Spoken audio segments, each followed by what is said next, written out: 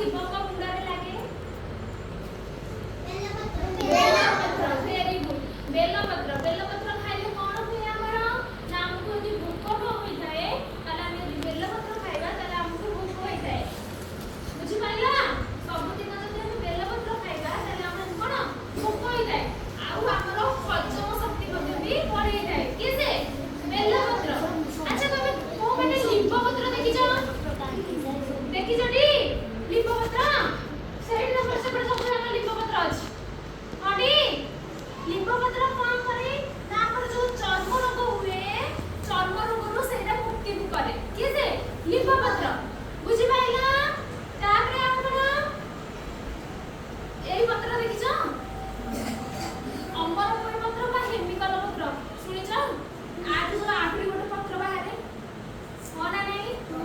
ଏଇ ପତ୍ର ଖାଇବା ଦ୍ୱାରା ଆମର କଣ ହୁଏ ନା ଆମର ଗ୍ୟାଷ୍ଟ୍ରିକ୍ ହେଇଥିଲେ କିମ୍ବା ଝାଡ଼ା ହେଇଥିଲେ ହେଲା ଏଇ ପତ୍ର ଯଦି ବାଟିକି ଖାଇବା ଆମର କଣ ଭଲ ହେଇଯାଏ।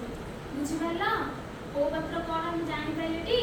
କହିଲ ପ୍ରଥମରୁ ଆମର କଣ ଗଙ୍ଗଶିଉଳି ପତ୍ର ଖାଇଲେ କଣ ହବ? ନା ମ୍ୟାଲେରିଆ ରୋଗରୁ ମୁକ୍ତି ପାଇପାରିବ। ଆଉ ବେଲପତ୍ର ଖାଇଲେ ଆମର ହଜମ ଶକ୍ତି ବଢ଼େଇଥାଏ